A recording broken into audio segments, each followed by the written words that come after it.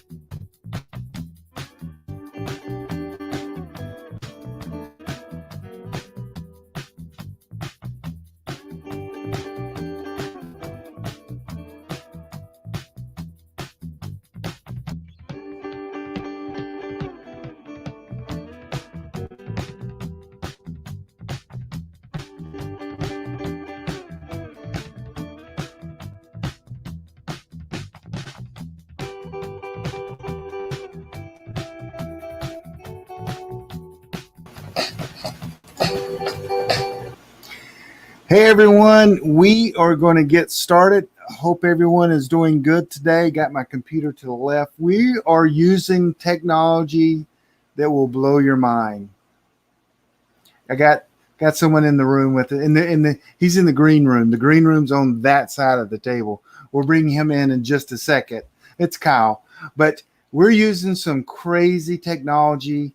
You may have never seen this done before. And so, I mean, I would think no one's seen this done before. I know I'm talking to myself because it's just, okay. I'm going to go through some announcements real quick so we can get started. Hey, in the chat room, just tell me, I'm going to keep going, but let me know you can hear me and you can hear me loud and clear.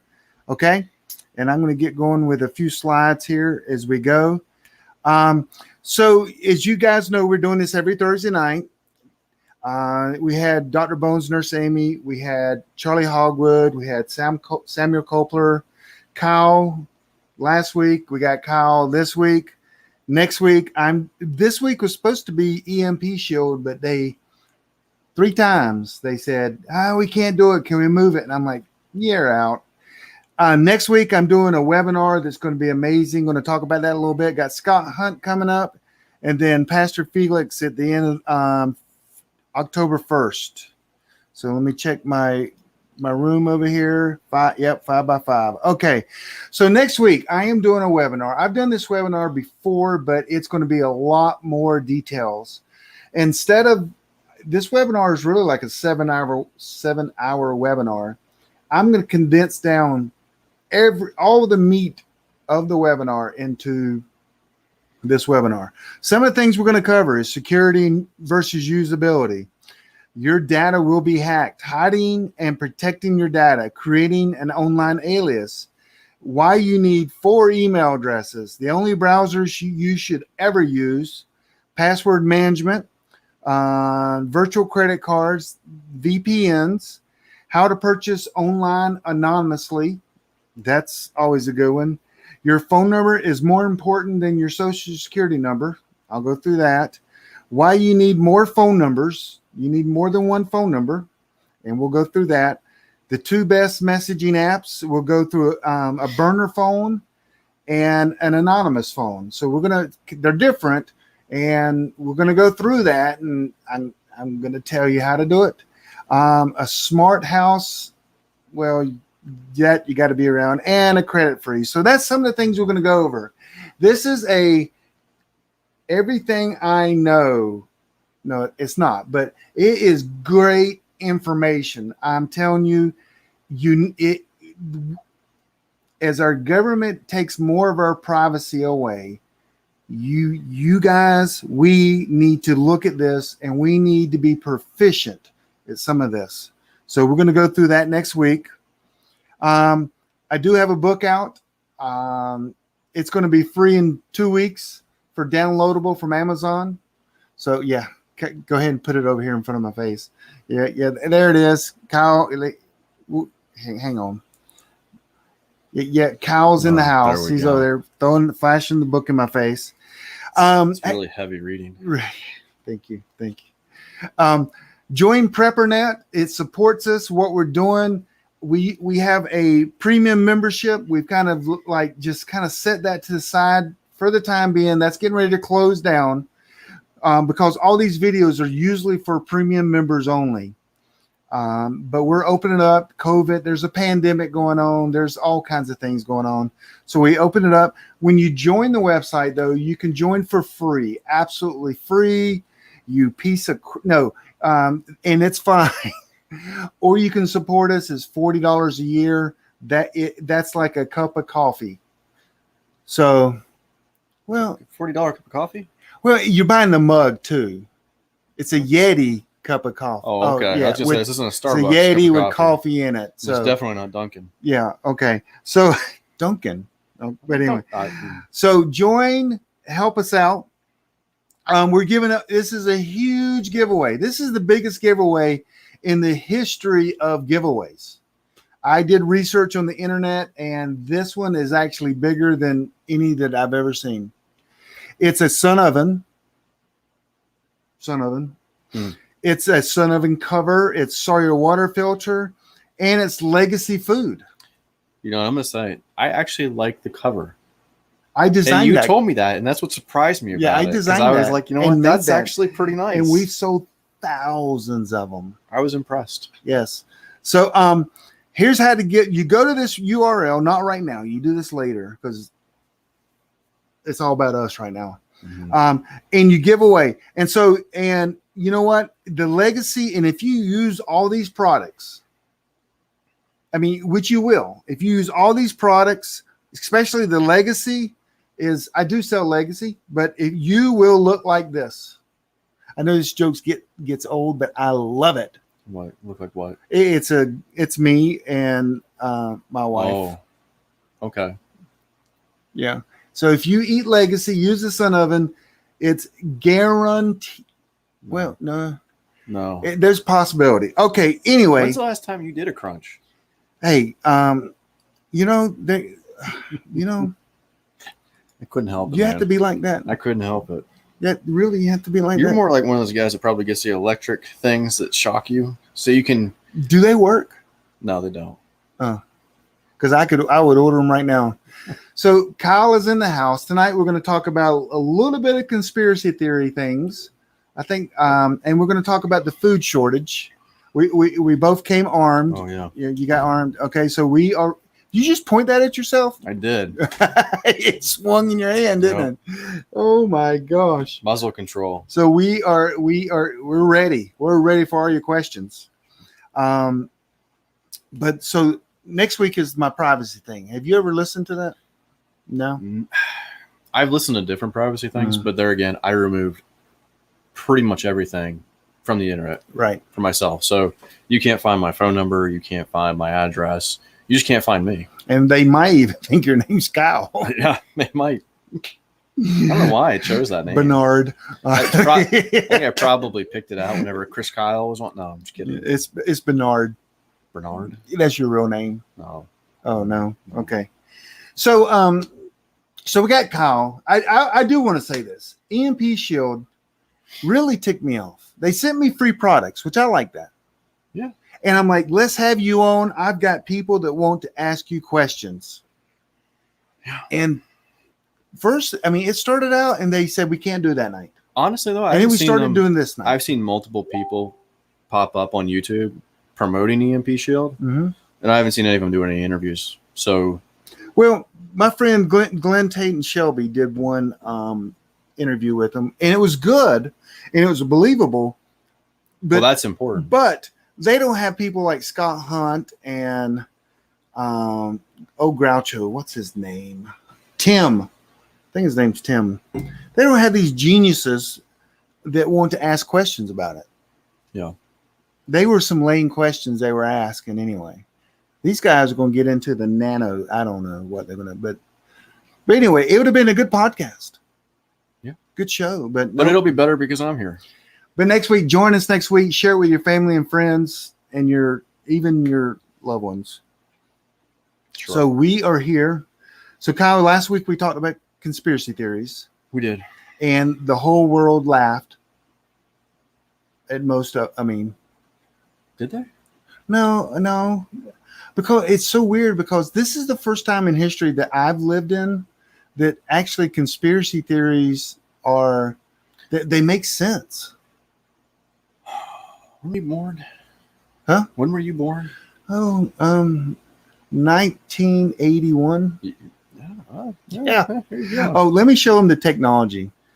By all means. I know you're very proud of it. This is okay. So just with a touch of the finger, watch this. This is the new technology. Touch of the finger, watch this. Boom. It's Kyle. Another touch of the finger. Boom. It's me. Touch of the finger. Boom. It's both of us. He's really proud of this. He's wait. And check this out. I can do this. I can zoom in on Kyle. And then I can slide that over to me. Watch this. Oh, let's do a pan though. Well, I got to do two fingers. I don't even know how to do it, to be honest with you. No, you should have left it alone. I know. I think it was. There we goes. There it goes. Look at that.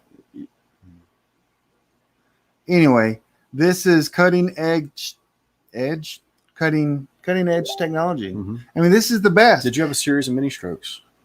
Yeah. I had to put that in there. Yep. So what we got is we have a 4K camera that has the whole shot, and we can zoom in and pan. That's pretty cool. I mean, you've never seen this. No one's ever seen this. I'm kind of nervous though because it's 4K, and I've just started developing some crow's feet, so I'm starting to. Oh, yeah, getting his gun. Usually, I have my knife, which is way over there. Yeah. So let's talk about food. Yeah, food first, conspiracy a little bit later. Food first. So, which you talking about food is a conspiracy theory somewhere in there. I mean, go ahead. I don't like GMOs. We've talked about this. GMOs. You know, I don't touch GMOs. I don't like Monsanto. Mm-hmm. To me, food is control. It all comes down to control. I mean, like we've seen that from Argentina, Venezuela. You've seen it in the Cold War. Yep. Soviets. You see it with the Chinese. Democide. It's easier to starve people off than to hunt them all down. You know, I don't think that's really a conspiracy theory, though. I think that's not conspiracy theory. That's factual truth. Facts. Yep. I mean, you look at genetically modified products that go overseas. Places like France and China actually burn our corn in port if they find out it's GMO. They won't touch it. So I had a good friend that was actually former Army intelligence that I know that later on in his life, he ended up working for a grain mill up in North Dakota. When they switched over from an organic product over to Monsanto, they actually had several deaths from respiratory disorders, and almost everyone there started developing skin rashes. Really? Just from switching over to Monsanto products. Huh. Yeah. I don't know. Does it get a little itchy? I do know Monsanto Yeah. controls every seed that farmers get. And they can control what is planted in the ground that year. But you know that if a seed falls off, they've actually had cases with this with farms, the seeds will fall off during transport in front of another farm, and then Monsanto will go over to that farm and sue them and take everything they have because they will claim that they stole their intellectual property. Is that a conspiracy theory? No, it's God's honest truth. Okay. And I don't have a source on it right now because I didn't know we were going to talk about that specifically, but I believe a number of years ago, they actually bought up a private military contracting group as well. And I have a lot of you've seen my seeds. Yes, you have a lot of seeds. I got a lot of seeds. And they're not controlled by Monsanto's. It's going to be the worst garden ever, but he has a lot of seeds. Yeah. It's a lot of seeds. You mean they don't magically grow? I see you like putting your finger in a hole and dumping like 10 seeds. Yeah. You want to make sure one takes. Yeah, but you need to learn what the germination rates are and all that sort of fun stuff. It's all in the package. Reminds me, I have jalapenos I forgot to bring you. Oh, dude. I know. Well, they're like just now ripe. So like. But my seeds, all the instructions are on the packages. What the hell's in the Mylar bags? That is rice. Okay. Did you pack that? I did. It looks like it. I did it in 1 pound bags so I could give it to family and friends during. 1 pound? You're generous. Well, and there's spices in there. A little beans. And you see what's behind ham us. hock. Yeah. Yeah. Well, Jesus did say, "Don't lose your salt." Don't use a big old pack. And there's more rice over there I've got to do. So let's focus, though. We are talking about food. Okay, food. I'm talking about food. You sent me some videos this week. Okay, yes. So a couple things. Let's talk about the storm. Now, no one caused the storm. Well, actually, you might think someone did. You do? No, I don't think anyone caused the storm. I mean, So what? Yeah. Pronounce the name of the storm. Adero? Or Derecho? Derecho. Derecho. Yes. It hit like Wisconsin, Michigan, Illinois. Where else? Iowa. And tell us what happened during that storm. Wiped out millions of acres of crops. 14 million acres of crops. Yep. I have it right here. 14 million. And not only did it wipe out the crops, it took out like hundreds of silos of stored grain. Of stored grains, absolutely. And where is most of the corn and grain grown in the United States? Alabama, no, right up there, right there in the Midwest. In that area. Yep. I didn't know. I thought it would be more Nebraska, but No. Let me tell you, growing up out there is the most boring drive ever. It's like a 1980s Atari game of cornfields, flat cornfields. You're Chicago, where you're from. Yeah, that's home, right? I mean, Not really. Maybe it's where I got my affinity to guns. But 14 million acres was flattened. Yep. Gone. And we talked about last week a little bit that our national reserves, our grain reserves, we don't have any. No. And it's not because of lack of food. It's the government decided we didn't need to store food anymore. We would just give countries money instead of food. Yes. Well, we just go to Panera Bread or something like that and just get our food. Yeah. I mean, and so also what happened last year and the year before to our crops? We have mass flooding, fires, all sorts of. Okay. funds. Another trivia question. Yeah. Who bought more grain and corn than ever before last week? China. Now it does. You could argue that Trump made them buy the food and grain with the trade deal. They do have to buy it. That's one of the things, but they bought more last week than ever before. And that's used for, I don't know, pigs. I'm saying in generally food, but we also forget that a lot of corn actually goes for fuel as well. Yes. Mm-hmm. Corn is literally in everything. It's in your chocolate bar. Yeah. So we are exporting more grains and corn and wheat, all that, more than ever before. 14 million acres of ours were wiped out. Not only the acres, again, the silos. Yep. Were completely just blown down. And a lot of farmers, people don't realize this. A lot of times with grains, farmers will hold on to that to wait for the grain prices to actually start to go up. Right. So then they can sell and make a better profit. Because there are literally hundreds of thousands of small farmers and even larger farms that are hundreds of thousands, millions of dollars in debt. Mm-hmm. And what people don't talk about too often is the number of suicides that are actually happening out in the Midwest and in rural parts of America because these farms are failing. And you mentioned that earlier, and there's a lot of suicides going on right now. Yeah. I can't find to-date statistics for 2020, but from what I have read, people are saying that based on a city-by-city county basis, they're trending anywhere from 10 to 70% up. And right now, suicides... That has to do a lot with COVID and staying in, and also there's a huge also problem in this your country. farm is maybe wiped out, gone, and what do you? I mean, Yeah, what are you doing whenever you wake up and 500 acres of your corn that you were relying on is gone? Mm-hmm. Did you see that? Just side note, the CDC said that less than 10,000 people have died from the actual coronavirus. I'm not going to get into that. For the sheer and simple purposes that I do not want anyone to politicize this. I'm still going to wear my mask. Just to see. I'm not going to get into it. Did you see that the mask thing doesn't work? Anyway. Yeah. Okay. That's not this one. And please. We will probably talk about that when we talk about the White House siege and some of the stuff going on in this country. Yes. But we need to learn to pick our battles. Yes. Because there's a lot of battles to pick from. There are, but sometimes. So, also, you may not know this, but the world in the last 3 weeks, there's been a war on food. Do tell. Now, a lot of people think that it could be politics. This isn't politics. This is just in from the press. I kid you not. Look this up. There was a brand new food factory that had food stored in it up to the ceiling. Guess what happened to it? Blew up. It burned down to the ground. Wait.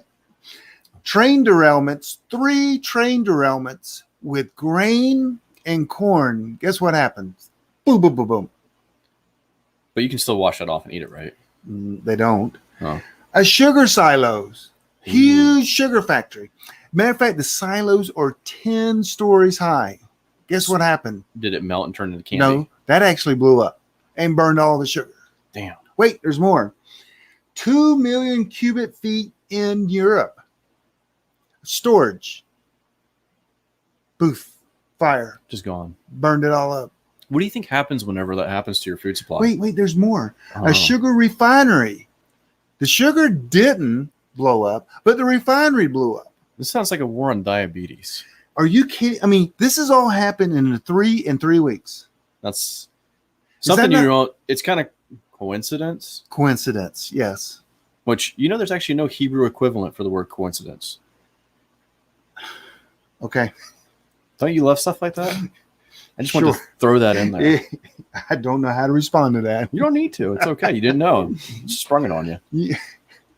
That is what has been going on. Why is this happening? How is this happening? Does this normally happen and we just don't hear about it because the food is such a big in the news so much? I don't think so. I highly doubt that. I think you would hear about it a little bit more. But the first thing that comes to mind is whenever I think about this is not just that people are not going to be able to get the food that they need to with turnaround deliveries, but also what's going to happen is it's going to drive prices up. Mm-hmm. And I don't know if you've read the statistic I was reading the other day talking about unemployment. Only 63% of the unemployed in North Carolina actually have their claims completed and are getting paid on time. So I think it was something around maybe 800,000 people were still waiting on unemployment payments. I don't know how they're surviving. My son's calling me. Let me send him the voicemail. No, sorry for the unprofessionalism with accepting calls. Dude, my son's way more important than you. I mean, I would hope so. I wasn't questioning that. But no one calls me. That might be I've another noticed issue. that. That's another issue. That might be another issue. And so that is just why. And also, there's an event that could happen that could change our lives more than COVID. UFOs. Well, okay, that could as well. I'm talking about a different event. No, I don't believe in aliens. So There's a stop. different event. If this happens, it will change everyone's life, maybe on Earth. What? Okay, there's this dam. I know we've talked about this before. Yeah. There's this dam in China, and it's called the Three Gorges? Three Gorges. Three Gorges Dam. First of all, they have a great photo, if you look that up, of when it was built and like last year, and the dam is failing. Why is that a big deal? Well, first of all, they are having record flood above the dam and record flood below the dam. And they're literally just dumping as much water. They've already moved 1 million people. This is in China. And so you're like, okay, how is that going to affect us in America? First of all, if this dam breaks, let me tell you what the consequences of this dam breaking. Water will flood, right? But it will completely wash away Wuhan, which we might not have a problem with. Hey, but they had that pool party, so they already have plenty of I know. flotation devices. It would wash it'd be like a 32-foot wall of water coming through. So you're like, big deal. Well, right now, a lot of our PPE is coming from there. All our antibiotics are coming there. All our vitamin C is coming from there. And about 65% of auto parts come from there. That's why I buy American. No, there's still a bunch of Chinese crap on my truck. It's all in Wuhan is huge manufacturing. So once it passes through Wuhan, and I can't even think, a lot of food storage, because that area where between there and the sea is one of their most fertile lands as well for growing food. Mm-hmm.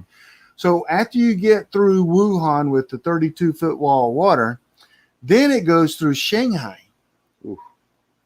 These are 100 million people, I think, counting the two. It will go right through. It's only going to be an 8-foot wall of water in Shanghai. Yeah. But still, all the manufacturing that's done there, because we're not, I mean, we're go America, let's build it here, but we're not there yet. No, we're nowhere near there. And so when 65% of auto plants are completely, got 10 foot of water in it, it's a year before they get that thing back going. Yeah. Well, luckily we have a bunch of cars just sitting in open lots. That is true. Everybody's going to buy a new car. Your fan belt breaks. Get a new car. It's time for a new car. Cheaper to buy the new car than the fan belt. That's the truth. But imagine 100 million people. I think it's 100 million people. Y'all can correct me in there if I'm wrong.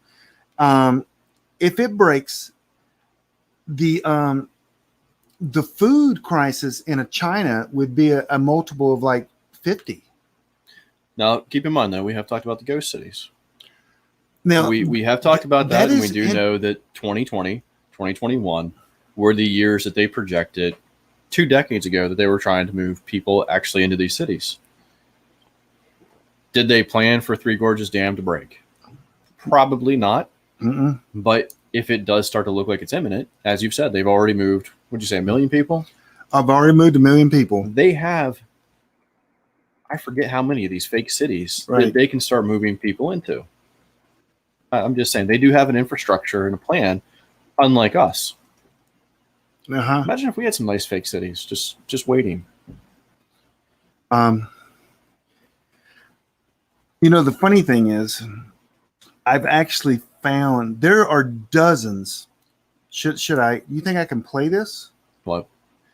The fake cities. Should we play that? No. No, copyright Look. stuff. No, you can. But you can look at that on YouTube. It's called China Ghost Cities. They built the entire. I won't say the infrastructure. They built the entire city. Yeah. Bypasses, parking decks, high rises. I'm talking as big as New York. Well, as big as New York City. Some of them. Yeah, they literally have restaurants that are set up but have not been occupied, so they can just move in and start everything. That is crazy. It's wild that you brought that up. And so let's do a close up on Kyle real quick. There's Kyle. I don't really need a close up. So the food. So in America, I've also been hearing that they're trying to pass laws about growing food. I've heard so much about some of this stuff lately, and a lot of it does bridge on conspiracies where I've heard stuff saying that when the economy goes down, the vaccines roll out. We've talked about this before, and this will probably, you'll be discussing it next week a little bit with the end time stuff. You will not be able to. That's 2 weeks, 3 weeks. 3 weeks, buy or sell, but that they will literally monitor people who are trying to grow their own foods and sell them. You might be able to consume them, but you will not be able to give them off to someone else. And a lot of that falls back on Monsanto type technology where they have these things mapped and they'll be able to tell the difference between a Monsanto product and, a homegrown product. And I've heard a bunch where they're talking about the different economy systems that they're trying to bring about, and they would be able to monitor all the produce. So do you remember, I don't know what show this was on. It's one that we did, maybe I did, that I read an article about, I can't remember. I'll continue though. I read an article that they know the seeds that they plant. They keep track, or they keep track of what farm is growing what seeds. Yeah. And almost like the DNA makeup of that seed, and between the seed and the food, the soil and the fertilizer, when you get something out of the grocery store, they can literally map that back to what farm that was grown in. And I want to say, I've either heard, Celeste Salome or Deborah Tavares talk about it, where they would literally be able to track that biome and know that if you ever tried to sell your product, no go. Right. So like food has a DNA, and they can in the future, at some point, they'll be able to determine where the food is coming from, and that's a way that they can control the food. No. That's what heirloom seeds don't have that. No. Right? That's what I have. Yeah. And so that's why we need to stock up on heirloom seeds. Well, a lot of people don't realize too, if you don't have heirloom seeds, you cannot continue to regrow the food that you're buying. So if we go into the grocery store right now and I buy, I don't know, an orange, and I try and take the seeds out of an orange and plant them in the ground, they're not going to grow for me the same way as an heirloom product will. Well, also the seeds you buy from the local hardware or the big box store, they don't reproduce. Correct. I mean, they will. Some of them will reproduce. They're usually not open pollinating. Right. And which means that they may bear some fruit, but it's not every year it's going to go down, or the next year it's going to be like, it's going to be a waste of time. And I'm not for genetically modified foods, and we do eat out, so it is what it is. But a lot of people don't realize. And I try to break this down. The simplest way possible is eat like just corn. If you grow a regular stalk of corn, if it's an heirloom product, organic, it typically produces 1 or 2 stalks of corn, or 2 ears of corn. If you put in something that's genetically modified, you end up with 4 or 5 ears of corn. The problem is that you're distributing that over the same surface area of soil. You're getting less nutrients in there. So heirloom products literally are more nutritious, along with a lot of them that are programmed to actually emit their own. If we modify it and save more people's lives. But a lot of times with these genetically modified products, they engineer them so that they're not required to continuously spray them. They a lot of times produce their own pesticides. That's why you have a lot of people today that swear up and down that they have gluten issues. They don't actually have gluten issues. Again, from my friend that was up in the up in the Dakotas working for a grain mill, a lot of these products will produce their own toxins. So what you're actually translating as, oh, I have gluten intolerance, I need to be really basic and say gluten off of everything when I go to the restaurant. No, it's a neurotoxin off of a genetically modified product that's been left in a silo 6 weeks longer than it should have been. I know we have a lot of gluten. There are more and more people, just like there were more and more people that were saying they have allergic to gluten, or because when I opened up, I was selling Legacy. I have a special deal for PrepperNet members, big discount, and we didn't have gluten. And when I opened the doors of gluten for people, it went crazy. Well, it's like people with peanut allergies. Folks don't realize the peanut allergy epidemic basically came from them actually taking DNA basically out of peanuts for the vaccines. So a lot of kids that were vaccinated in the 90s and 2000s, they got those vaccines, and that's why they can no longer consume peanuts. It's kind of like I've talked to people who have chickenpox vaccines. I've talked to 9 and 10-year-olds who have already had shingles. They just you were skipped telling me about that. chickenpox and went straight to that miserable stuff. Are you allergic to anything? Extroverts. Yes, you're allergic to people. That is so true. You just don't like them. No, I'm allergic. No, I break out hives. I start to itch really bad. No, I think I'm allergic to like amoxicillin or something like that. I tell you what. Does anyone in your neighborhood know that you're on this podcast or this? No, show? they're all afraid of me. I actually had a neighbor. I was going to say you have the worst neighbors in the world, or it could be you. I actually had a neighbor today. I was unloading some lumber, and he walked past. We've had issues in the past because he's a bad man. But anyways, he actually took his cell phone out of his pocket whenever he seen me walking up. He said, "Hi, hey, I'm so happy you called right now." So he wouldn't help you? No, phone never rang. He's terrified of me. Your neighbors hate you, I think. But that's probably because every time he walks past my house, I stare at him. Do y'all see anger? Because every time you tell me a story about a neighbor, there's anger. Your neighbors are going to be the first people to kill you.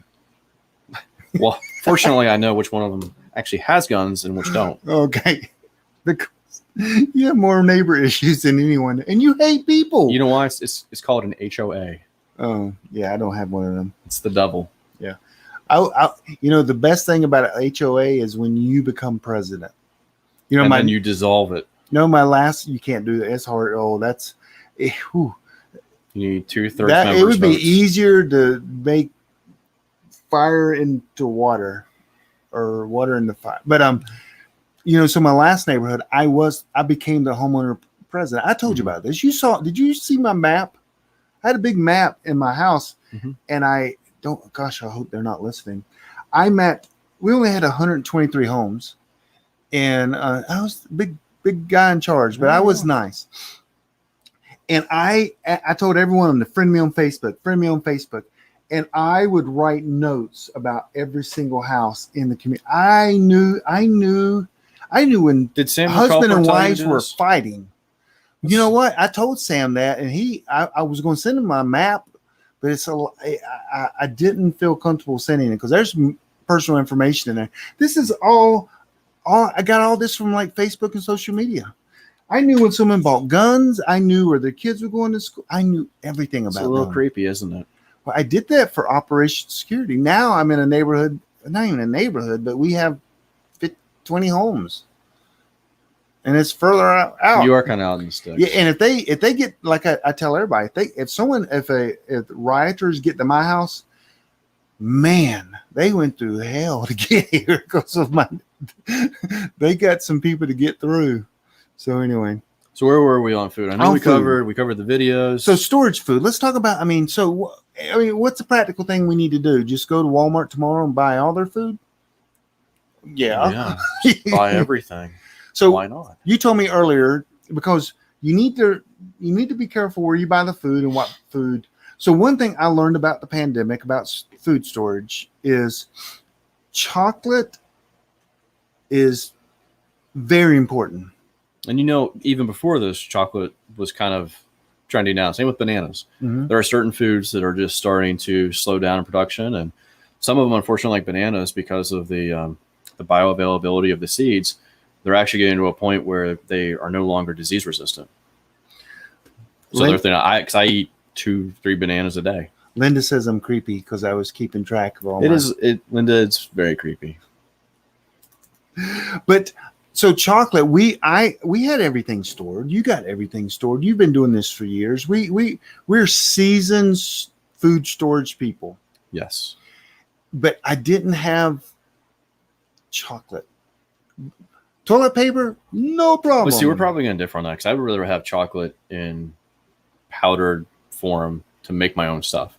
You would rather have the 5-pound bags of Milky Way, Dude, Kit Kats. The Werther's caramel cream with white cream or chocolate in the middle. Oh, Don't make. Sorry, that's not chocolate. No, it's not. But it's candy. Okay. It's right there. But we just didn't have candy around. I'll say candy. I'm not a big chocolate, but we didn't have, and we were like, that's what we craved the most. I will not lie. I love chocolate more than most women. It keeps me well balanced.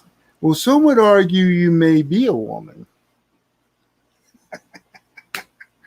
You need to have one of those things where it goes to commercial break. Oh, I got them buttons. And then you're just going to hear a really loud slap. Oh, you feel all manly today because you brought your sidearm. Before you didn't. I have my knife. That's just so I can pistol with you. Okay. So getting food. So you said where you might go here in the next week. Probably U.S. Foods. And I like U.S. Foods. Yeah. It's for restaurant owners or employees to go in there and buy bulk. You can go in there, get a buggy with you can put 50-pound bags on and buy just like cooks and chefs do. Yeah, 50 and they allow anyone rice, in there. Beans. They even allow you in there. It's amazing. So the restaurant would go in and buy it, and they wouldn't have to pay taxes. And I will say, whenever we would have to pay taxes. That's the only difference. If it does come down to a point where you start to see more food shortages, I actually went to several restaurants. I told you this. Mm-hmm. I actually went in and I asked, hey, if you guys have extra of rice, beans, number 10 cans of chocolate pudding, whatever it is, or if you can put me on your next order, because they have different resources. U.S. Foods pretty much open to the public, but there are other restaurant supply chains that will only go through the restaurant. And everyone I went to was like, yeah, sure, we have no problem with that. Just give us the cash and we can go ahead and take care of it. So when the grocery stores were, not shut down, but they limited their hours and the foods were literally off the shelf. I had friends going to U.S. Foods, getting food. But I will say this, and I've heard a number. But they're limited what they have. I've heard a number of different podcasts, and I've heard a lot of ranging reports. I'm hearing a lot of people say that the Baltic Dry Index is the lowest it's ever been. It is not. It is not. So the people that are saying that the Baltic Dry Index, the ships are not moving and there's no food coming in from other countries, that's actually a lie. I checked it today. So ships are still moving. There's still food en route. Oh, ship. Yeah, ship. So I'm not too worried about that. But I have heard a lot more discussion about coming up into November. And I don't know if that's in correlation from what people are hearing from their sources that are saying, hey, we're going to go into a second lockdown. Because like we know here, not your school district, my school district is talking about sending kids back to school. My kids are already in school. I know. I probably got COVID just sitting here with you. Anyways, luckily But we have the magic drugs. Yes, magic drugs. Anyways, what are we talking about? Food and chocolate and sweets. Chocolate.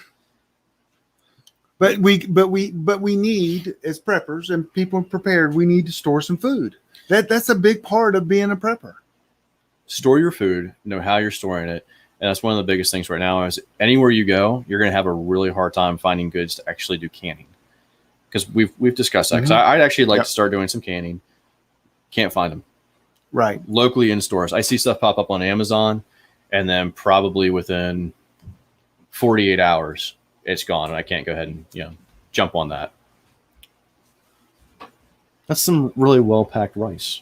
Yeah. I magically got up. I put it on you, and and they didn't even see me. Television. But here is some rice that is stored. Now, what CC did you use in that for? The one that came with it. Oh, okay. I have a chart that's laminated. Right. It tells you which to use. Now it's this one. You can tell it's kind of wrinkled, sucked the air out, the oxygen out. But it doesn't have to be like this for the oxygen to be out of it. Correct. But this, I did some sucking out with a food sealer.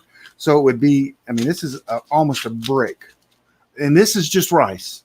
I'm sorry. What are you laughing at? Laughing at what you said. Suck.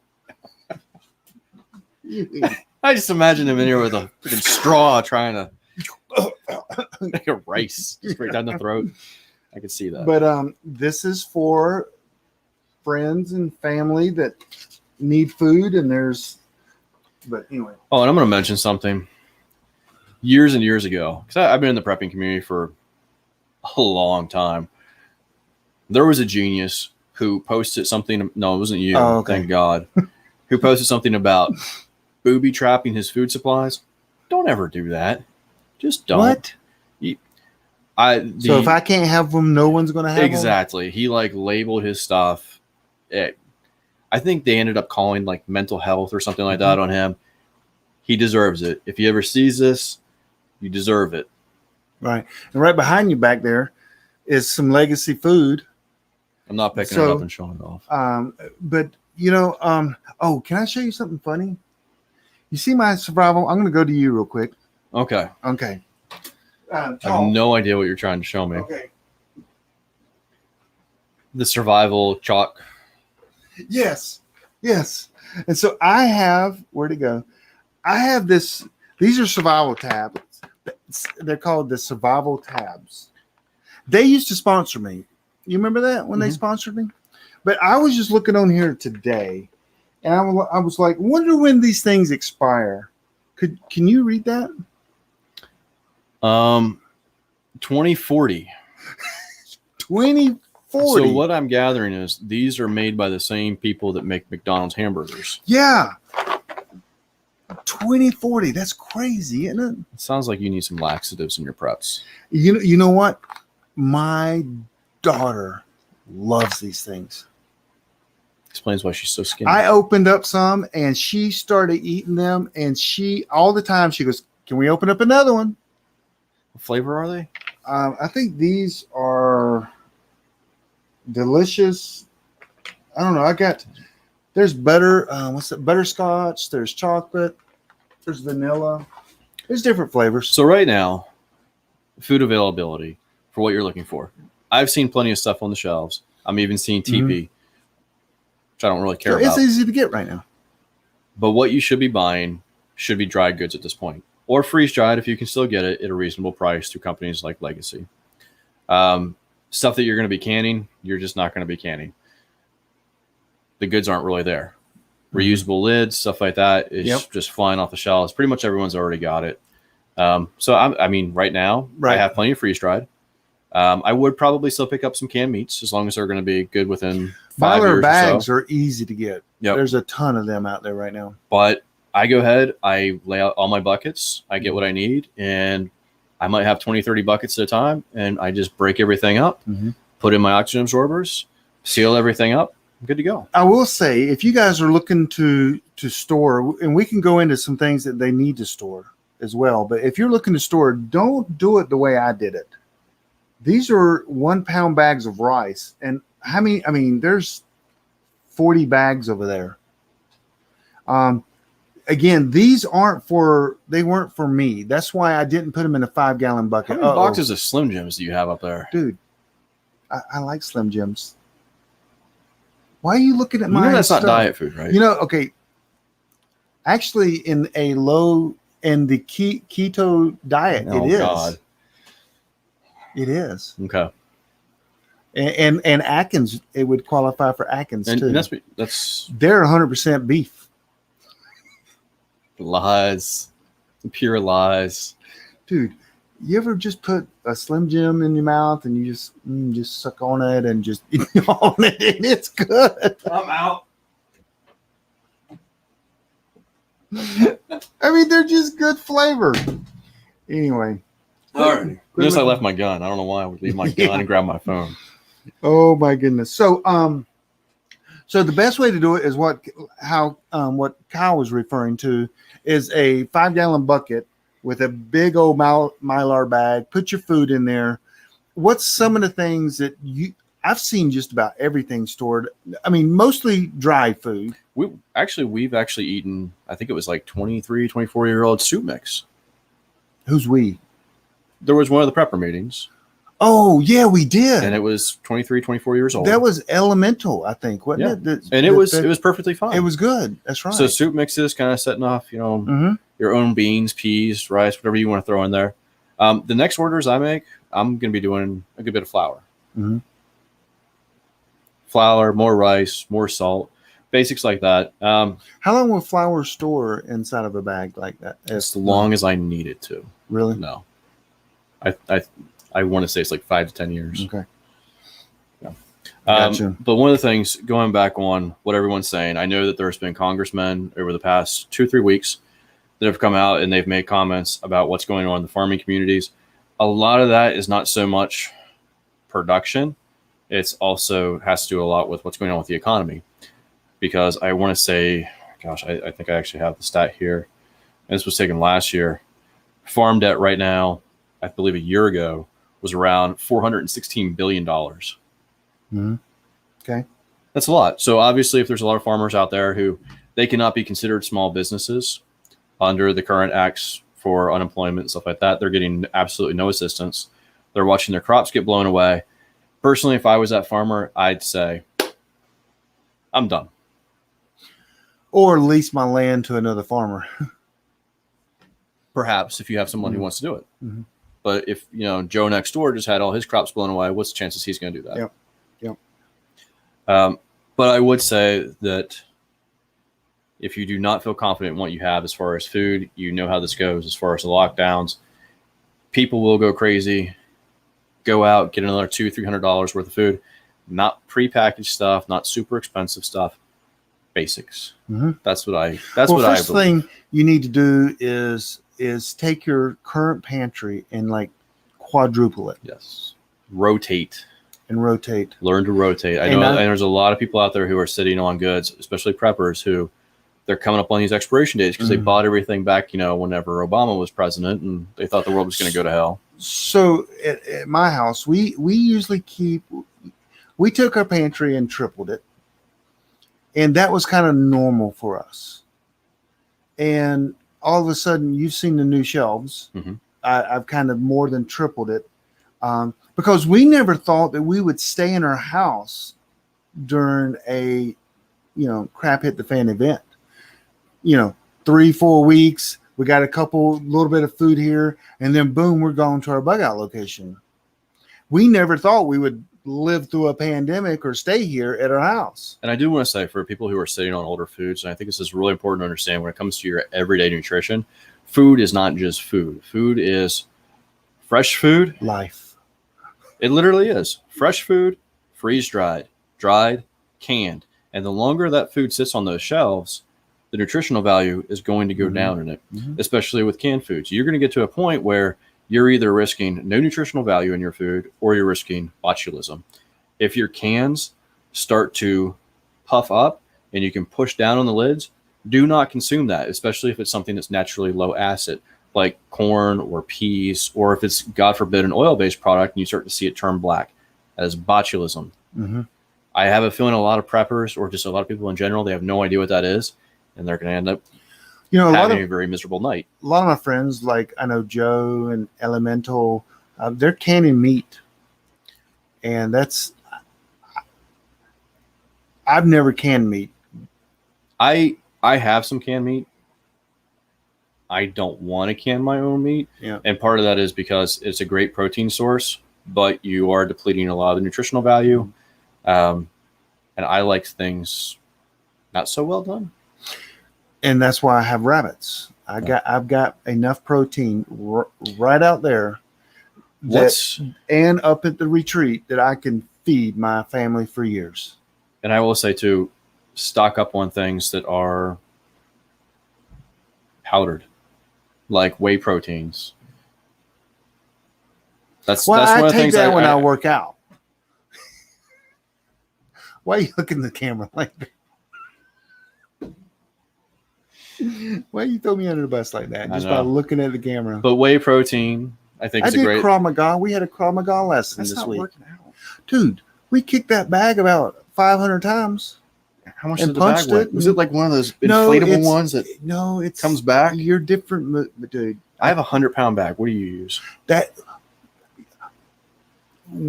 You can't take a 100-pound bag and do the things that we do with it. What do you do to your bag? Well, I'm gonna stop. These are shields. They're not bags. Then. Okay. I have a fun story about one of those. Sometime I should tell you. Oh boy, we can. It involves a Russian girl.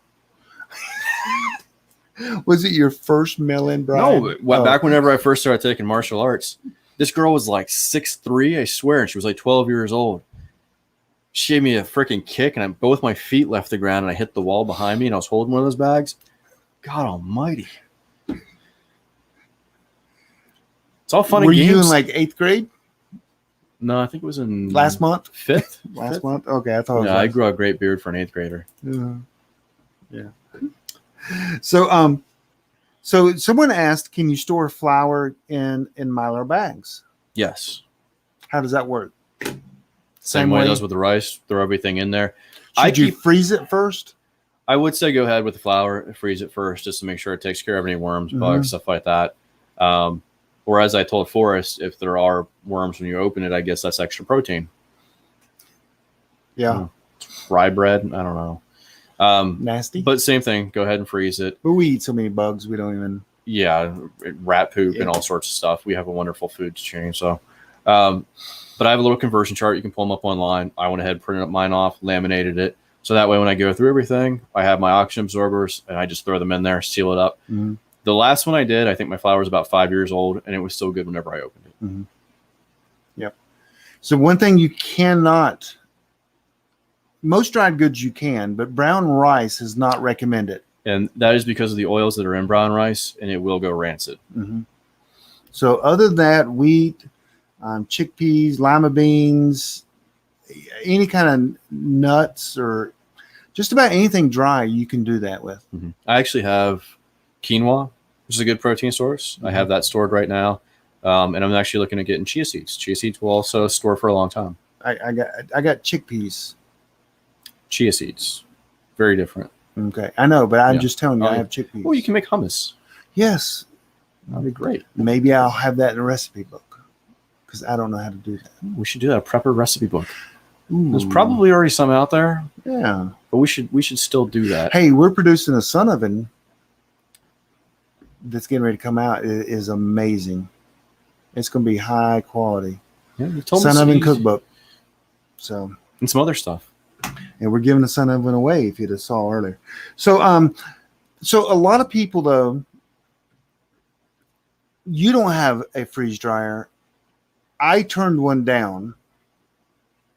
I was offered one by Harvest Right if I would promote them. Mm-hmm. Not totally free, but a discount. And I just didn't see myself getting the value out of it. See, because I don't grow my own food. I'm going to be honest. I would take a freeze dryer in a heartbeat, and I would run myself down to like Popeyes, McDonald's, and I just start buying stuff and freeze drying it. Because let me tell you, if you can offer someone a Big Mac like 5 years after this has all gone down, you're going to be a wealthy man. So my friend Scott Hunt, which is going to be on in 2 weeks, he actually got one. I'm just like, I'm never going to use it because I live in the woods. My house barely sees the sun in my yard and my woods in the back. There's like a cliff behind us. And I made a decision that we have like 7 green thumbs in my survival group. I don't need to be that. You would argue that I need to be. I don't think you need to be the green thumb, but I think you need to have I used to grow what I call a salsa garden. Tomatoes. You need to have more fundamentals. Onions, cilantro, and I would make my salsa. And I was good at it. It's probably a good diet too. Oh man, it was good stuff. Very fresh. Oh yeah. Very cleansing. But I can't. It's hard for me to even use my sun oven. I got one spot on my entire acreage of land here.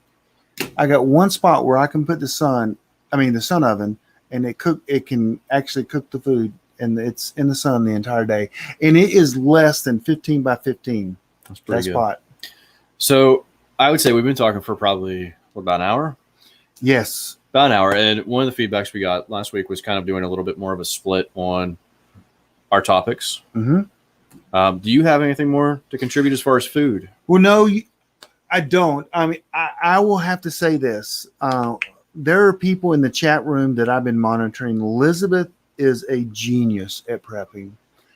And Linda, all these people, you guys, and Kathy in there that you are getting information from in the chat room, these people know what they're talking about. Listen to them. They've been answering all these different questions for people, and we appreciate. I love that. They've been tons of questions are coming in, and they are handling it. And they're also my city leaders. Kathy's like my Raleigh city leader. Linda's my Greenville, South Carolina, or upstate South Carolina, and Elizabeth is Yadkin Valley. And these people are the real deal. So I'm glad they're in the chat room and answering the questions in there. And I will say, we never mentioned this, and I just thought of it today. Subscribe. Because you do videos pretty frequently. Yeah. But we never really talk about subscribing. Share us to friends and family. Yeah, you should join the share forums. Hey, if you're out there right now, raise your hand if you'll promise you'll share it to 48 different people. Wait, that's maybe too many. 48. 48. Where'd you pull that out of? 3. 3. Yeah, 3 is people. more obtainable. Sure. Because we're doing this professionally. I can't even say that. You really can't. But we do have a high-tech camera. Yes. Well, you have a high-tech camera. That camera is amazing. And I'm going to show you guys something I haven't showed you guys.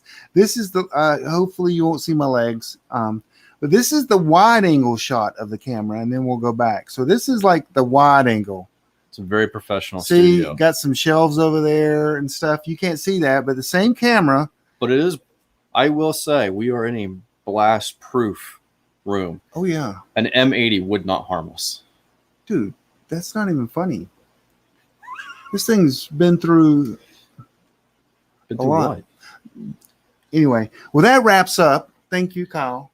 That Food. wraps up the food. And I will say, no, there's no real conspiracy theory there. I know there's a lot of people talking about it. But if you're worried about it, you have time. Go take some actions. Get this stuff done. And as I've said before, I said the last time, don't have more than you can carry. Like, have it ready to go. Know how much you can put in your van, your SUV, your pickup truck, your little bird helicopter. I don't know. Hey, thanks for stay with us. We're not going anywhere. We're going to have a part 2. Part 2. But that's the food. If you have any questions, hey, if you're listening to this on a podcast, come and watch it on YouTube. You can see how much better looking I am than Kyle. And you also can see the comments. So we're going to end that session up, and we're going to head into a new session. It's kind of like a commercial break. Yeah, but without a real paid commercial that we make money from. Yes. Okay. Welcome, Kyle. Yeah. Thanks, Forrest, for having me. Thanks for coming. So what are we going to talk about tonight? I don't know. I thought you had something to talk about. So we were going to talk a little bit about conspiracy theories. Okay. Yes, because you didn't finish last week. What didn't I finish? Why are we still talking about it? Talking about what? Conspiracy theories. Well, because you had some things you want to follow up on. Well, there's so many different conspiracy theories, but I think the biggest thing right now is it is just starting to kind of come out in the media. I've seen a little bit of people talk about it on YouTube, is the White House siege. September 17th through, I think it's November 5th or 6th, 50 days of protest, occupy the White House or someplace really nearby. And a lot of people are saying that they're nervous about it. They think it's going to be a time where there's going to be some escalation between whatever it is, MAGA, Proud Boys, Antifa, BLM, etc. It's not really a conspiracy theory because we know it's going to happen. We know it's already planned. But I think it's more so who's behind it, where the money is coming from. Kind of like we've seen in a lot of different protests where there's been pallets of bricks that magically appear. Mm-hmm. And then you get cops who get hit with bricks. I will say this because I know there's a lot of people, and we've even had people you've mentioned in PrepperNet and stuff like that who have joined, who have various opinions, various backgrounds. Yep. Our country is at a very, very tense point, and obviously there are things that need to be discussed. There are dialogues that need to happen, but at no point would we ever promote violence. That being said, September 17th through November 6th, whatever happens with the election, it happens. The media controls everything. They'll stir the pot. I would never recommend any prepper, any MAGA supporter, any conservative, if you want to go out there and shout at these people, I'm going to tell you you're falling right into their trap. Would you agree? I agree. There's no need to do that right now. We know who controls this country and who has the upper hand. We are the silent majority. Well, it's not just about chest thumping and saying that we're a majority or that we have guns or anything like that. There are honest dialogues that need to happen between people of all races, of all classes, of all creeds, wherever you want to come from on this. And if we show up at these events like we showed up in Portland and the events that recently happened up there, we will be demonized by the media. Right. And I'm not even so much worried about us just showing up and doing those sorts of things because I, for one, wouldn't be there. There's a variety of angles on there. Some I agree, some I disagree with. But I think that this has a high potential of entertaining a false flag event. I think we would, if you're a Trump fan, I think it would do harm to Trump the more patriots that would go out and clash with these people. Because the media would take that and spin that because it's a peaceful protest as they're burning down and killing people. But as soon as people come up, Trump supporters would come up, that's what they would have on camera. That's what they would show. And that's why they would need to replace Donald Trump is because of people like this. Well,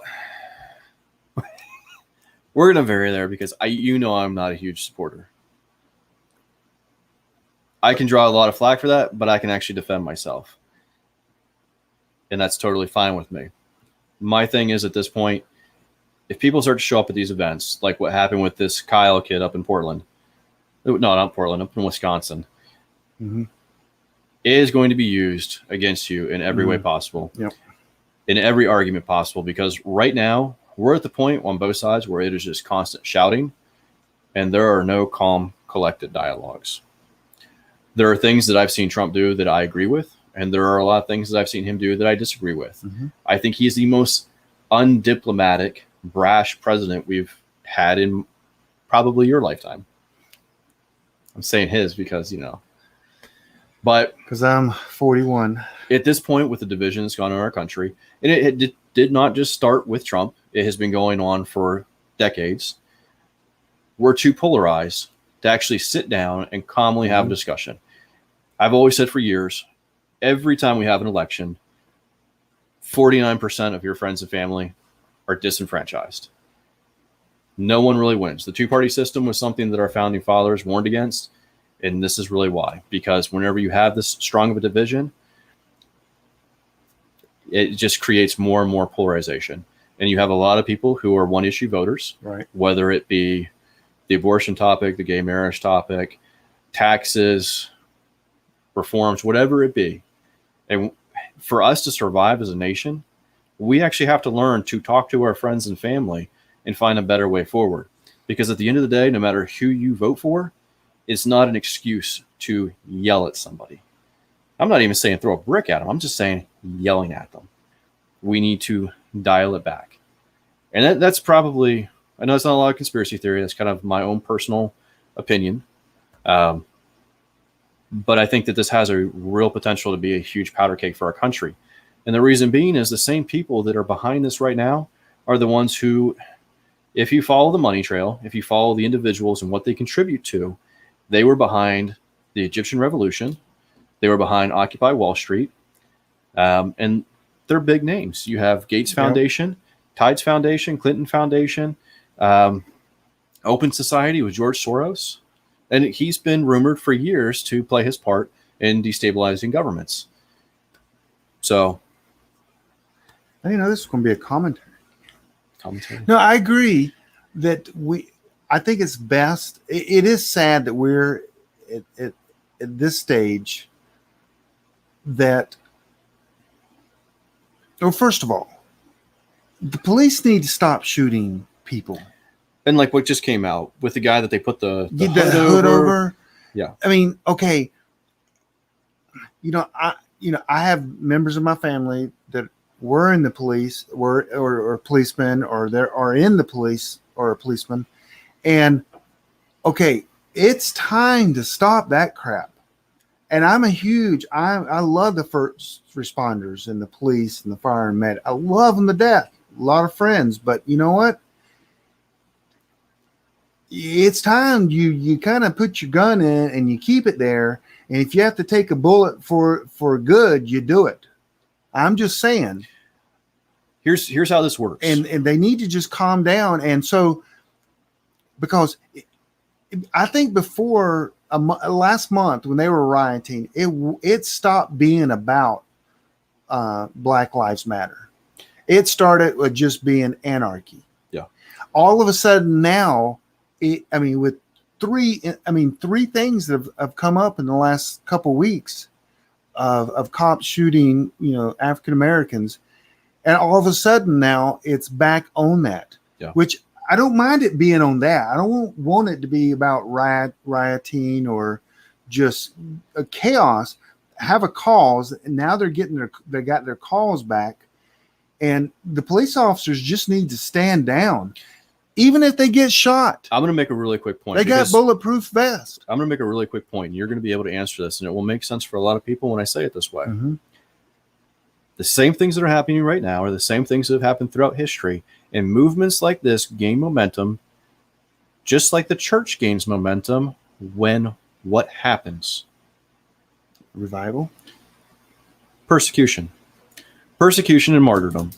And I was thinking, missed the question. yes, you totally missed the question. It's what I was thinking about today. Even on my way here, I was thinking, I would bet, not much because, I haven't worked in 6 months, but I would bet during this White House siege event, we see self-emulation. We will probably see someone commit harm to themselves, if not just light themselves on fire in front of the White House. And that is a very typical thing to see whenever a nation is falling and whenever you have these sort of events going on. And the more that people are pushed one side or the other, something's going to pop off like that. Mm-hmm. And it's going to gain momentum because they are martyrs. For good or for bad, however you see it. Right. And I agree. Yeah. And it's one of the things it's going to get really bad in Washington, D.C. Yeah. This is one of the things I've had a problem with within the prepping community, because I know there's a lot of guys out there like this Kyle Rittenhouse that went out there, put on your full tactical battle rattle, your AR-15, and just chest thumping away, and you think that you're doing something patriotic. Let what's happening happen, and the character of those people who are out there that are doing these things, their character will be seen by the left and the right. And the left and the right who's not involved in these things will eventually stand up. That is the majority in this country that does not want your precious revolution. Because there are a lot of people out there who on both sides are preaching revolution. And you know what I've been preaching for the past 20 years? Renaissance. We need an American Renaissance. Well, I think at some point they'll get organized and they'll have leaders that will speak on their behalf. Right now, they don't. And once it gets to that point that leaders will rise, then I think communication and talks could start to happen. But it's got to get to that point, and we're not close to that point yet. And that's why everyone that, and I know we don't have 10 million followers or anything like that, but what we do have, the people who do listen, that can spread. Take that message, open those dialogues, be patient with people. I'll tell you a quick story. I don't think I've ever told you this. Back when I was growing up in Chicago, one of my best friends, and Chicago is very diverse, so all my friends were Hispanic, African American, so on. One of my very best friends was African American. He and I were playing touch football one day. A couple other kids. And you know what a lot of boys do whenever they're playing sports? They get hot, they run around, they spit. I spit, and it actually hit my friend's leg. And he looked at me. He actually grabbed hold of me, and he said, "What did you do that for?" And I said, do what? And he goes, "Are you racist?" And I said, "What's that?" And he looked shocked at me that I didn't know. Now, mind you, here's the problem with that. We were 11 years old. 11 years old. I didn't know what racism was. He knew damn well. That's a problem with our culture in America, that our kids are growing up to learn these lessons and they're being taught by their parents. He automatically knew that that's not who I was as a person and let go of me. I actually looked at him and I said, "If you want to spit on my leg too, go ahead. I don't care." But that's the problem that we continue to perpetuate and not have these discussions. Just because you're not racist doesn't mean that you don't understand that someone else has experienced it, because there are those people out there. Mm-hmm. Yeah. That's a good story. Yeah.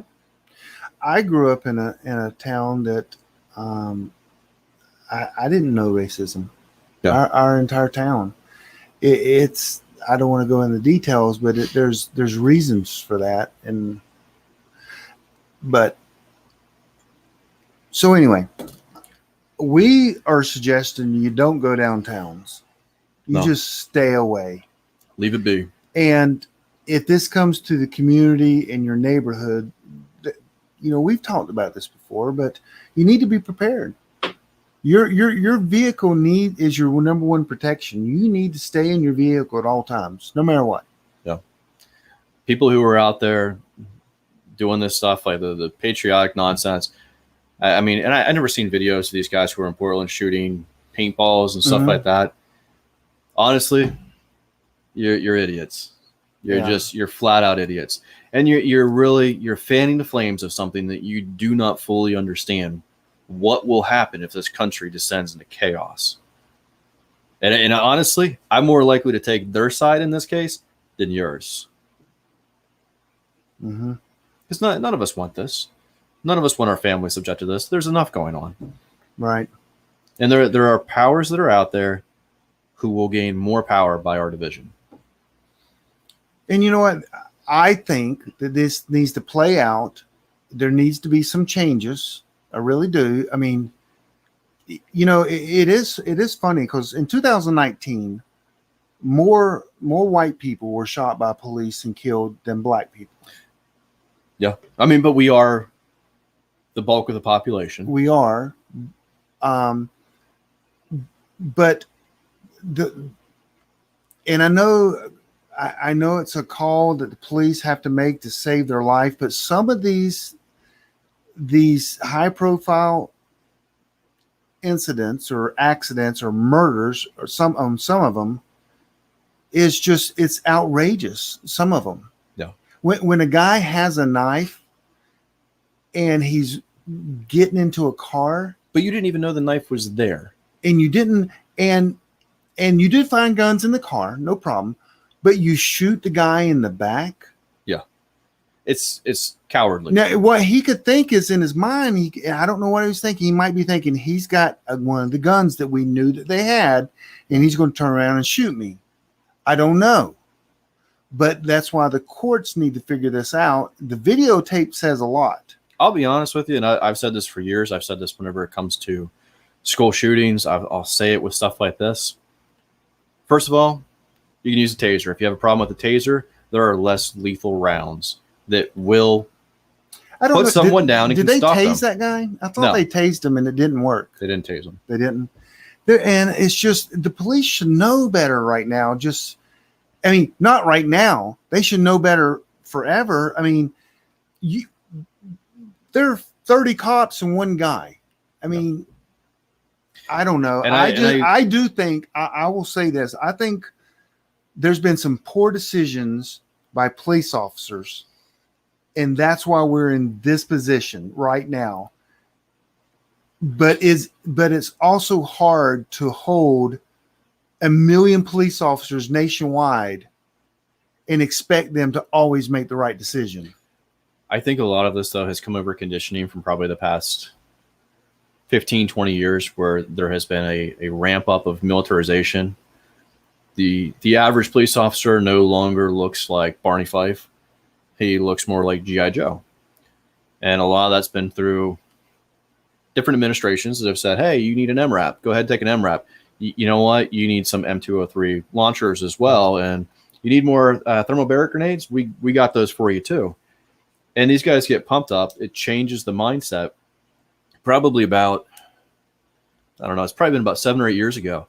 I actually got pulled over downtown, little town that we live pretty close by.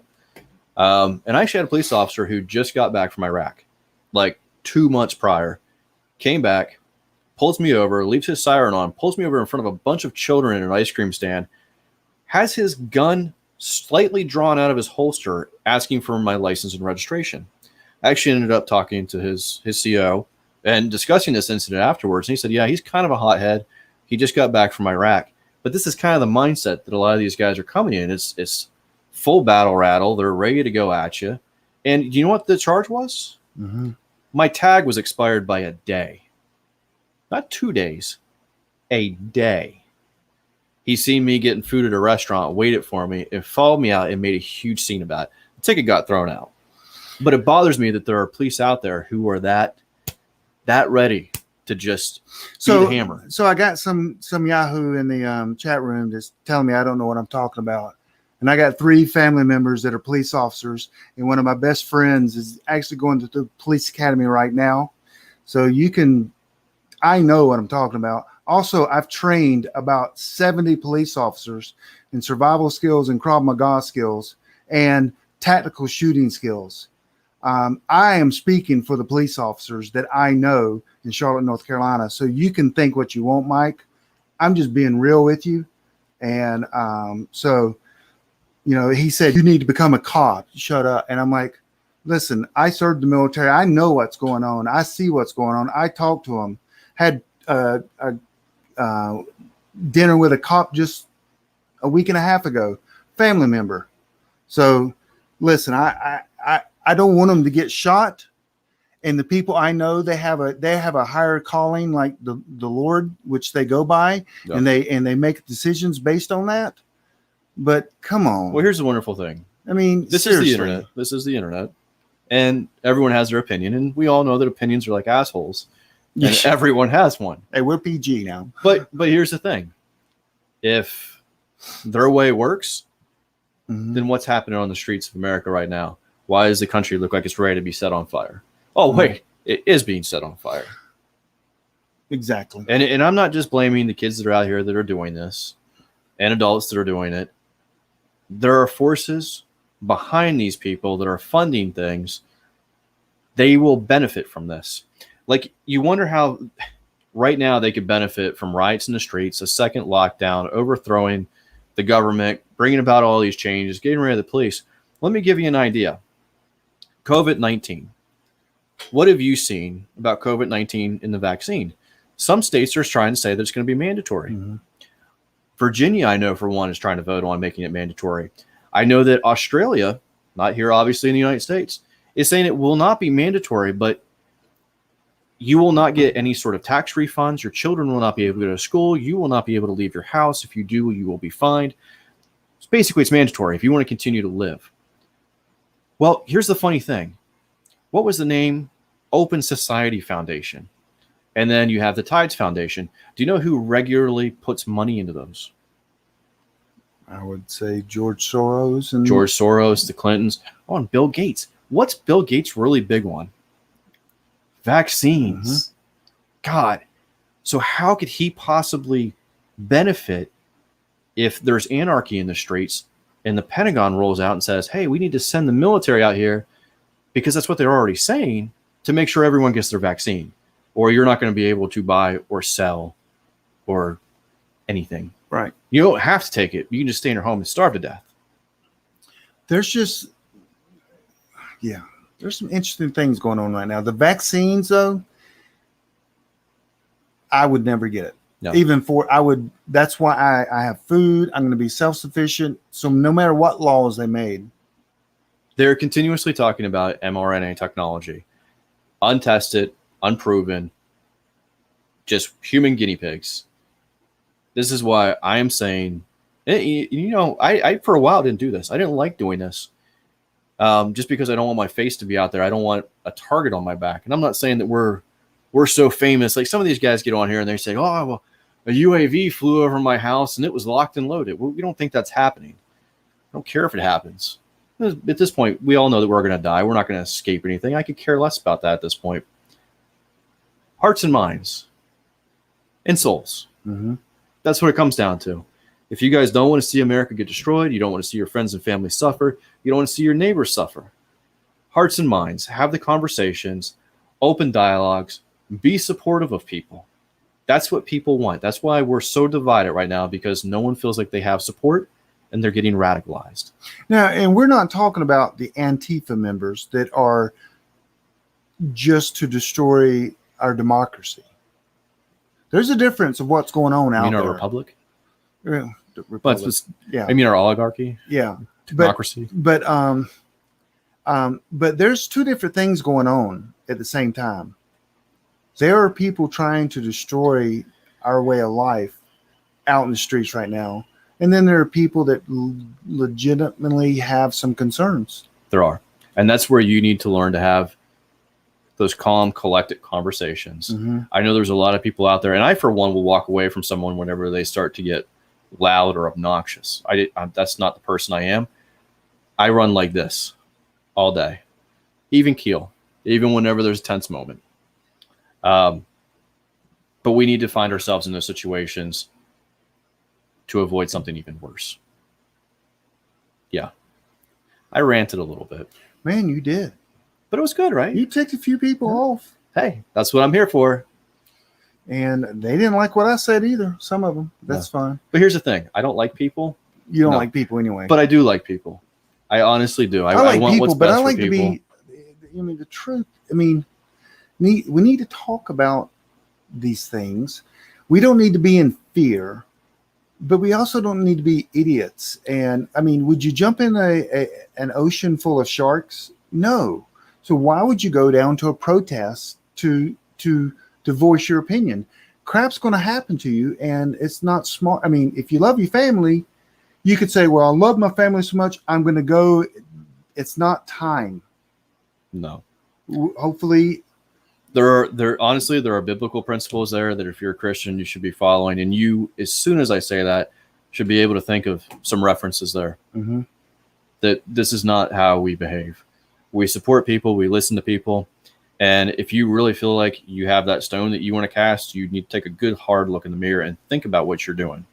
Because I know a guy that he would have probably drawn a line there. Drawn something in the sand. Yeah. So, crap's going to hit the fan a little bit, starting with protest in D.C. Yes. Hopefully not, but probably yes. I did see that the Attorney General, they're on it. I saw him interviewed the other night. They're on it. They are following the money. Mm-hmm. They know that some of these protesters are showing up in Seattle and the next day in DC and then the next day in Wisconsin. These guys have targets. They know. Don't think that our government is not all over this. Don't for a minute. They know where every brick, who paid for the brick. They know what company delivered it. They know the people that traveled from the different riots. They know what's going on. Don't think they don't. Yeah. We don't have a lot of troops overseas. Our focus has been in America. I guarantee you we have at least 5,000 people on this right now. And they're not moving yet, but they will. And also, we see video cameras of, people, and we get hints of who threw the brick through the window, and then the police get it, and then they can follow up and try to find that person. Well, I know that in 1963, we had an airplane that could fly over America and read the date of a quarter.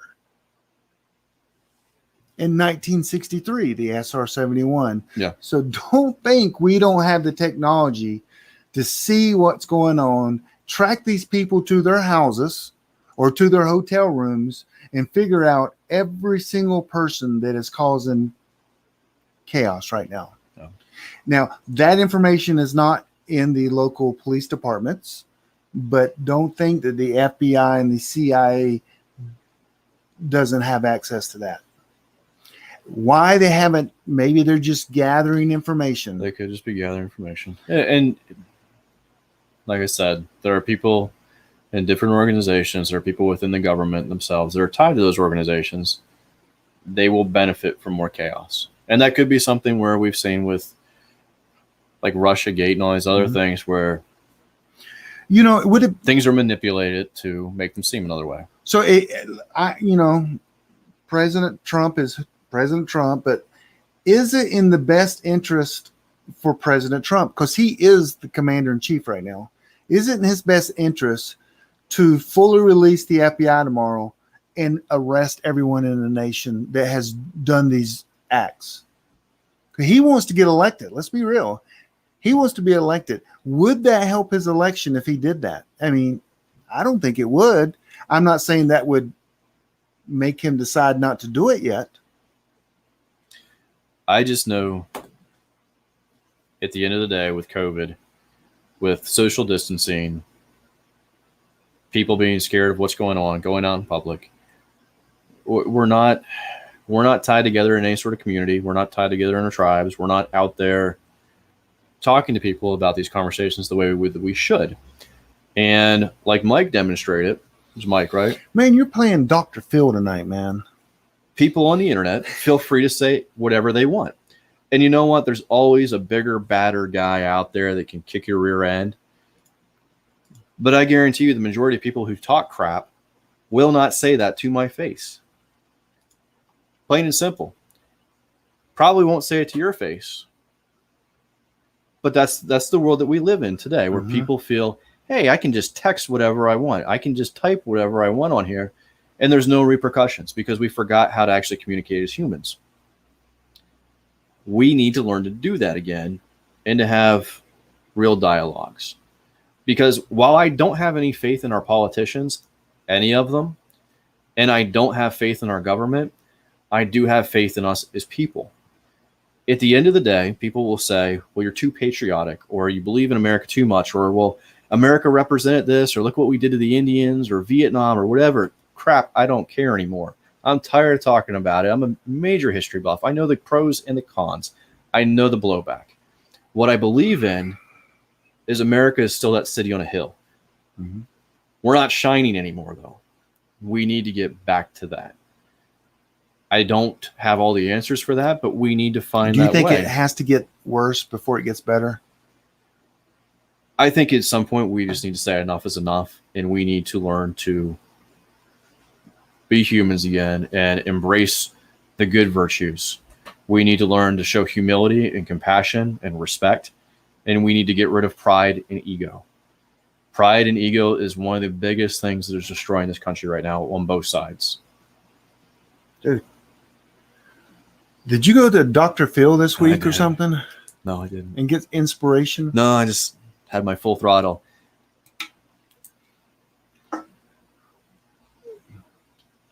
Wow, I did not know this was going to go here. Yeah. I think this stuff all the time. I just don't usually say it. So, especially the believer in me,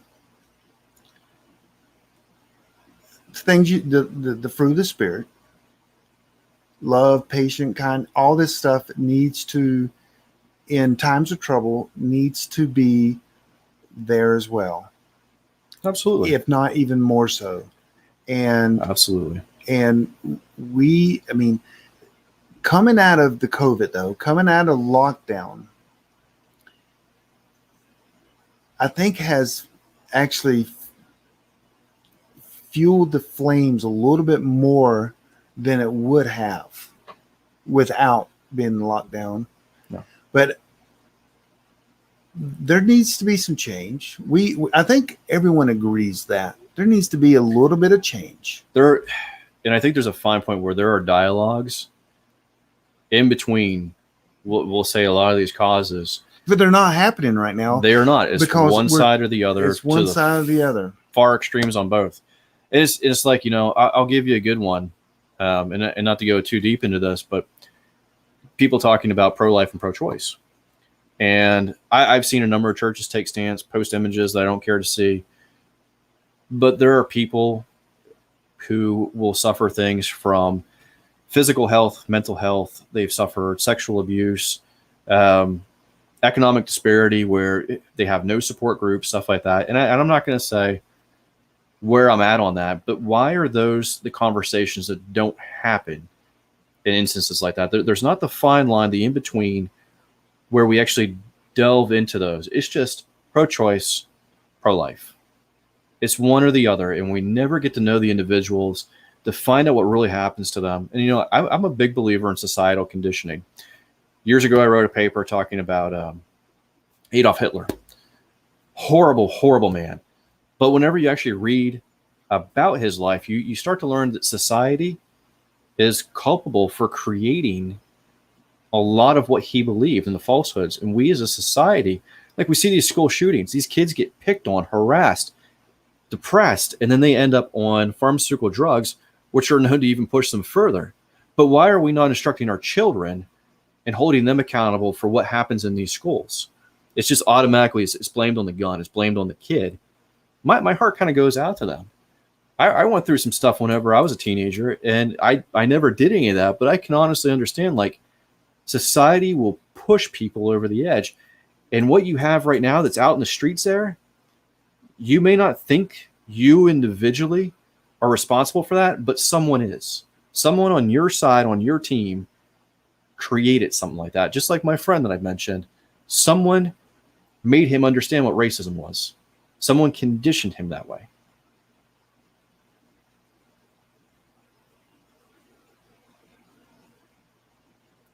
Right? Right. Okay. I mean, to an extent. I'm Mhm. not saying that people aren't responsible for what they do. We are mostly the environment we grew up in. And we just need to get along. We need to create something better. We all need to get along. Yes. We need to, some of the, I just don't want to touch some of the subjects that I'm thinking about. We need to get along. And I know the answer. The answer is easy. Block party. No. Okay. The answer is back to the Bible, but that offends people now. Didn't used to offend people. And I think a lot of that is because people do not have, a lot of Christians don't know what apologetics is. They don't know how to defend their faith. They don't know how to share their faith. No. They don't know how to live Christ-like. I'm including myself in this. We sometimes get offended, and us Christians get offended when you believe something different in the Bible than I believe. Oh, yeah. God forbid you get into an end times conversation with someone who went to, seminary or something like that. I know. I've literally been shunned by. There's one individual who just not talking to that guy. And we just, it's just patient. It's just the human decency that we used to have in the 50s, where we respect everyone. Well, there's a lot of things that happened. There's a lot of things that happened in the 50s. That I think a lot of people bad could argue. era. But we just need to respect and people and listen to their point. We and agree to disagree sometimes, but also be open-minded to what is going on. Yeah, the objective of an argument is not to win; it is to understand. Mm-hmm. No, I did not take any Dr. Phil classes again. Man, you're all in Dr. Phil or Oprah. No, not Oprah. No, but and it's not difficult. And let's get real. I blame the church. I do. There's a lot of hypocrisy within the church. We have so much potential power in our communities and in our workplaces, and usually we don't take. And I mean power. I mean influence. Meaning we can share food, we can share love, we can share an ear to listen. Yes, things exactly. And yet we huddle in our little groups. We go to our little church, and when everything's not right in our little groups, we complain. And that's why I was talking to one of my friends, his name's Mark, is that, we were talking about how we weren't going to church, but we were listening to other sermons. We were listening to other people preach. We were actually it actually challenged us to hear other voices than just the ones at our church. I'm listening to all different types of people speaking and teaching, and it really has challenged us to go, wait a second, the world is bigger than my little church, and which actually a big church, our little big church. Yeah, it's pretty big. Yeah.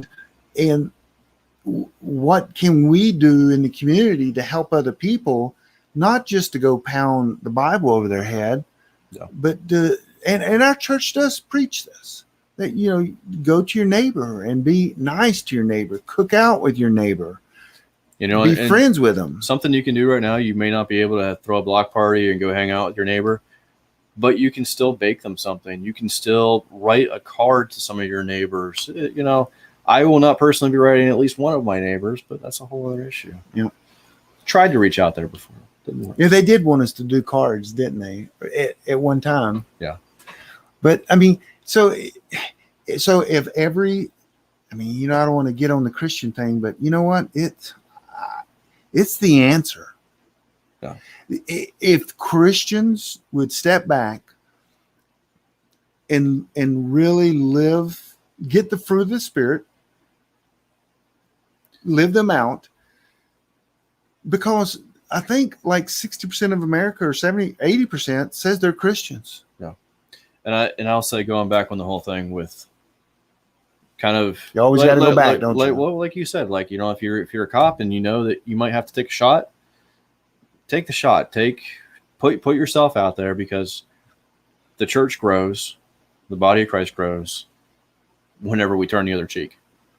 Yeah, I didn't mean for a cop to literally get shot, literally but get shot, but a little bit more patient. Reaction. Yeah, yes, precisely. But I think that's one of the biggest things right now is there's so much anger, and I know that even myself, I have a lot of anger, but I do a pretty good job of keeping that inside and tempering things and trying to show as much kindness, even to strangers. And I don't brag about that. Like, I know that you're definitely more in the open light as far as doing things, you know, charitably and doing things with teenagers. I'm very different. I don't even, if someone asks me to donate money publicly, I will not do it. I like to do everything behind the scenes, because Lord knows, I think the Bible says something about, if it's seen, you already received your reward. I need to save up as much as I possibly can, because I'm trying to cash it in later, because I'm going to need to. Right. But that's just me. But we definitely, looking at the country, looking at the issues that are happening, the mental health, the anger, the level of aggression, there are ways to calm this down. There are ways that we can reach people, and we can actually show a Christ-like, or just, if you're not going to go there, we can just show a positive influence in these people's lives to reel this back in and to actually do something good for our country. I would agree. That's a lot. That's heavy. Yeah. Some of this is heavy. Yeah, it's very heavy. And it's these are adult conversations that we need to have. Mm-hmm. And people on podcasts or through YouTube need to hear. And you know what? We're not pointing finger. I'm pointing. You know, every time I say something, I'm always pointing a finger at myself. There's in every area I can do better. But as a community, as a church, we can do better. As human race, we can do better. We absolutely can. I mean, seriously, how can we? I mean, is you know, the what's going on in America? Do we? I mean, it's kind of, it's not funny, but it's ironic that little things. I mean, not little things, big things like this happen in America. But yet we know that today, you know, 23,000 people died of hunger. Yeah. And as a human race in America, we should not be okay with that. We should not be okay with that. But what are we doing? You know, we watch our own little backyard. We break it down the race. It should be the human race. We should care for everyone, do everything we can. Jesus said there's always going to be the hungry and the poor, but that doesn't mean we need to leave them as hungry and poor. Yeah, you don't just turn your back and walk away. So, and I think a lot of people, we know that we said this was going to be a conspiracy theory.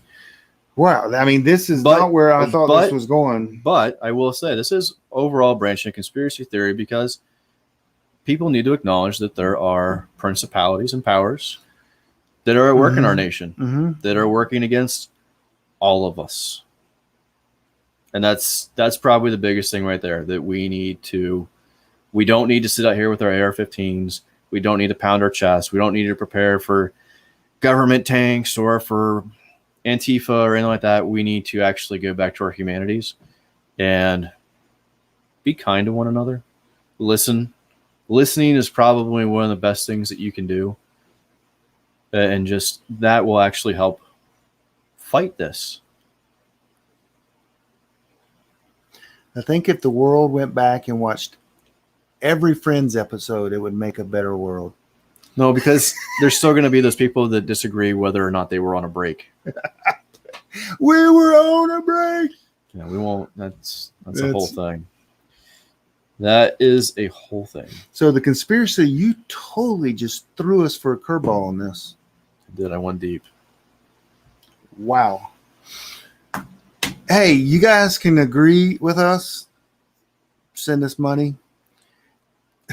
If you disagree, send us money. No. Yeah. No, You can agree and disagree. Bitcoin or XRP or. I'm just kidding. But, No. It's almost just time to just call it. It is. That was deep. I know. I feel mentally, emotionally, and spiritually. Man. Actually, I feel fine. I had a guy personally attack me. My guess is someone, either he got mad at what I said, or one of my admins booted him. I don't know. I don't know. I wrote his name down so I could follow up with him. It happens. But so anyway, are we done? I think we're done. Hey, next week I'm going to be doing the privacy and security. It is very vital that you watch this. Again, purchasing things on the internet anonymously. It can be done. I show you how to do it. A burner phone.